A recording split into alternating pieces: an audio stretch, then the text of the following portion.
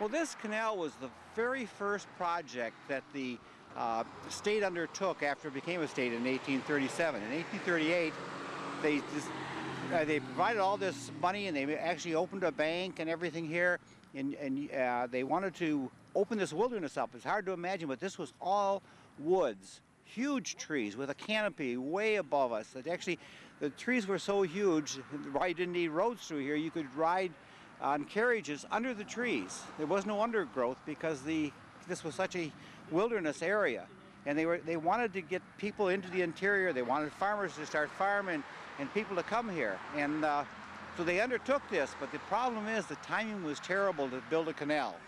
Oh, it was going to go from Lake Michigan into Mount Clemens. On the end of this street right here, on the end of Canal Road, where it ends across the river was a town called Frederick. Frederick was going to receive all of the cargo. When you go down, if you go down there, you will see right now, you will see the canal dished out, and that's where it's going to run into the Clinton. On the other side of the Clinton, that was Frederick. They had a hotel, 2 hotels, 3 sawmills, a general store, and then there were some people around. And that time, Frederick was bigger than Mount Clemens. And they received, as far as I know, as far as I can find out, they received two boats that went down here with cargo in. That was it, and then it went bankrupt, and that was the end of it. Because on the heels of all the digging that went on here, besides running out of money, the railroads were coming and providing transportation for goods and people that was superior to the canal.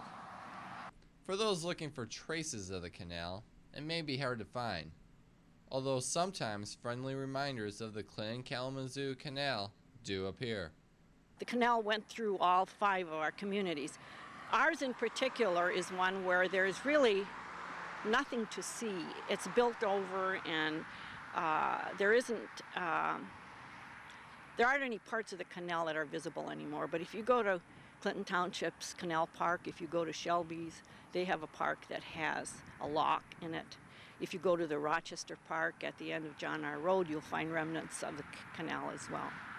When we had to enclose the Clino and the Malo drains along Canal Road here, we had to dig up one of the locks there on the Christ Lutheran Church property. It's actually just behind me, and that lock delayed the project for some time, trying to get these huge timbers out of the ground. They were all preserved perfectly.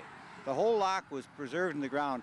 And when the construction crews ran into that, it took them several weeks to get all that stuff out of there, and actually had to slow the construction down.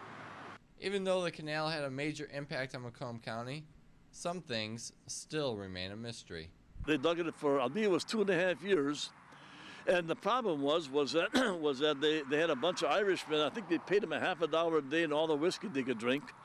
And we can't find, what we're looking for is where they housed these people, and along with the men, they also had women. And we can't find the house where they had the women in. And this was a thing that was going on while we went on for a couple of years, then they ran out of money. But it was a rough deal. I mean, these men, they worked 10 hours a day for half an hour. I mean, it wasn't much, you know, and they were stayed into a barracks type affair. 2 signs have been placed on Canal Road, signifying where the canal once ran in Sterling Heights. They are in place to remind commuters of the historical land they are on. Reporting for the Sterling Heights News, I'm Robert Surgott.